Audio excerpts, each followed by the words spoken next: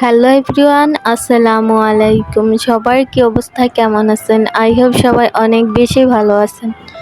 আলহামদুলিল্লাহ, আল্লাহর অশেষ রহমতে আমরাও কিন্তু অনেক ভালো আছি। এই তো নতুন আরেকটা দিনে নতুন আরেকটা ভিডিও নিয়ে চলে আসলাম। আজকের ভিডিওটা আমি রান্না দিয়ে শুরু করলাম। তো কি রান্না করি অবশ্যই ভিডিওটা দেখলেই জানতে পারবেন। তো যাই হোক, বলি দেই কি রান্না করব। আর আজকের ভিডিওটা কিন্তু আমি সকাল থেকে শুরু করছি, মানে সকালে রান্না দিয়ে। দেখা যায় যে বেশিরভাগ রান্না আমি দুপুরে রান্না দিয়ে ভিডিওটা শুরু করি।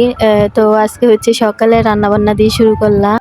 তো এই তো সকাল সকালে খাওয়া দাওয়া করার জন্য আমি গরম গরম বউয়া ভাত রান্না করব, সাথে ভর্তা তো থাকবেই। তো প্রথমেই হচ্ছে পেঁয়াজ কুচি আর হচ্ছে মরিচ মাঝখানে ফেলে দিছি, যাতে ঝাল টাইপের হয় একটু। দেখা যায় যে বউয়ায় যে এক্সট্রা যে ঝালটা আমরা পাই ওটা কিন্তু বেশি ভালো লাগে। ভর্তার সাথে যে ঝালটা ওটাও দিয়ে খেলে মানে আরও বেশি ভালো লাগবে। তো যাই হোক, ভালো করে হচ্ছে একটু উপরে দিয়ে ভেজে নিতেছিলাম, যাতে বউয়া ভাতটা অনেকটা একটু ঝরঝরে টাইপের হয়। আর আমি দেখা যায় যে শীতকালে বেশি বউয়া ভাত খেতে পছন্দ করি। তো শীত না হলে কি হবে, এমনি কিন্তু মোটামুটি আবহাওয়া অনেকটা ঠান্ডাই। তো যাই হোক, এখানে হচ্ছে আমি একটার মতো হবে আলু কেটে দিছি। আর আমার কিন্তু বউয়া ভাতে আলু দিলে ভাজির মতো করে কেটে আমার কাছে ভালো লাগে ভীষণ। তো এই কারণে হচ্ছে একটা আলু দিয়ে আরও কিছুক্ষণ ভেজে নেব, নিয়ে হচ্ছে পরিমাণ মতো ঝোল দিয়ে বউয়াটা রান্না করে নেব। দেখা যায় যে সচরাচর আমি সকালের ভিডিও দিতে পারি না, বা কোনো ভিডিওই আমি দেই না। কোনো কাজকর্ম শুধু একটু রান্নার ভিডিওগুলো নেই সময় সুযোগ পেলে। তো ওই ভিডিওগুলি আপনাদের মাঝে শেয়ার করি। ওই যে বলে না, নাই মারতে কানামা অনেক ভালো, ওরকম কি হয়েছে যে ভিডিও না দেওয়ার থেকে মনে হয় একটু মিট্টু দিও আপুদের মাঝে কানেক্ট থাকতে চাইতেছি। যদি আমি ভিডিও না দিই হয়তো বা কোনো এক সময় আপুরা আমাকে ভুলেই যাবে, কারণ আমার ভিডিও হয়তো বা কেউ ভালোবেসে দেখে, হয়তো বা কেউ সাপোর্টের কারণে দেখে, বা এরকমই। তো আমিও খুব আপুদের ভিডিওগুলো মিস করি। তো ওই কারণে দেখা যায় যে প্রতিদিন আমিও ভিডিও দেওয়ার চেষ্টা করি, এবং প্রতিদিন আপুদের ভিডিওগুলো দেখি, ভালো লাগে খুবই। হয়তোবা যখন খুবই কাজের ব্যস্ত থাকে তখন হয়তোবা দেখা হয় না দু এক আপুর ভিডিও। তো যাই হোক, আপুদের সাথে কথা বলতে বলতে কিন্তু আমার বউয়া রান্না হয়তোবা অনেক জেলায় অনেক নামই ডাকা হয়।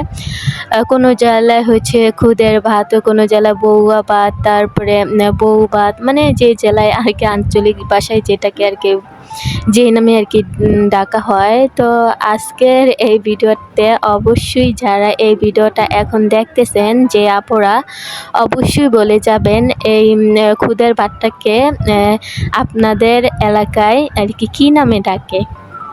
তো যাই হোক, এখানে কিন্তু আমার বউয়া ভাত রান্না প্রায় শেষের দিকে আরও হবে। তো আমি ভালো করে লবণ চেক করে নিলাম, নিয়ে হচ্ছে ভালো করে একটু নাড়া দিয়ে দিতেছিলাম, না হলে হয়তো বা নিচটা পোড়া লেগে যেতে পারে।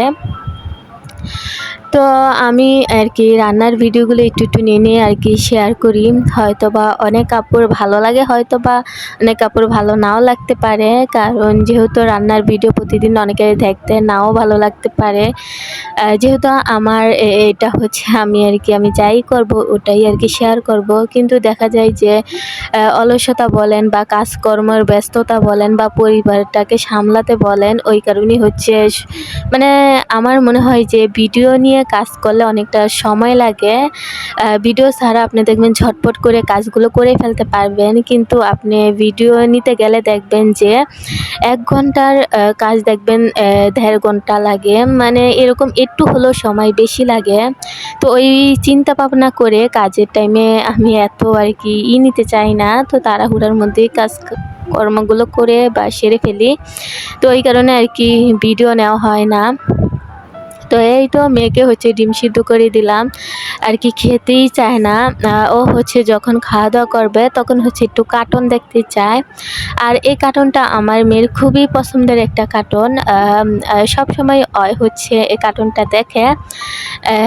ওর কাছে খুবই মনে হয় ভালো লাগে, ওই কারণে হয়েছে এই কার্টুনটা দেখে। মানে কী করব, বাচ্চা মানুষ যেহেতু খাওয়াতে অনেক কষ্ট হয়ে যায়, তো এই কারণে একটু আর কি টিভি ছেড়ে দিয়ে কার্টুন দেখে আর এক নক করে ভাত নেয়।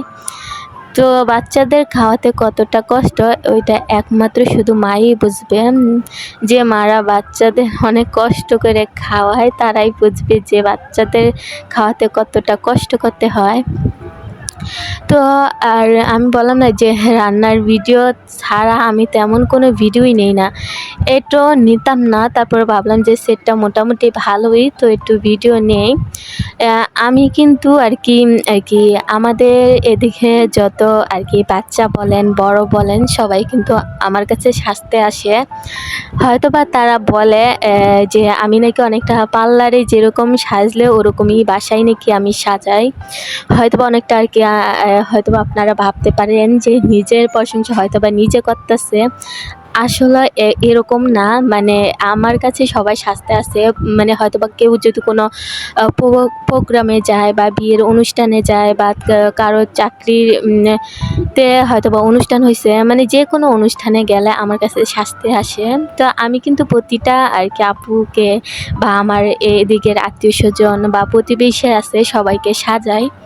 হয়তোবা ওই ভিডিওগুলো আমি নিতে পারি কিন্তু নেই না, কারণ যেহেতু আমি কোনো আমার ফ্যামিলি বা কোনো আত্মীয় স্বজনেরও আর কি ফেস আর কি দেখাই নেই আজও পর্যন্ত, মানে ক্যামেরার মাধ্যমে। তো হয়তোবা ওটা বলা যায় না। তো যাই হোক, এখানে হচ্ছে আমার শাশুড়ির জন্য চা করে নিতেছিলাম। আজকে 2-3 দিন যাবৎ হচ্ছে অনেক আর কি চা খেতে নাকি ভালো লাগতেছে, তো এই কারণে হচ্ছে চা তৈরি করে দেওয়া। তো আজকে হচ্ছে আদা ছেঁচে সুন্দর করে একটা চা তৈরি করে দিলাম। উনি হচ্ছে অনেক খুশি হয়েছে, চাটা নাকি অনেকটা ভালো লাগছে খেতে।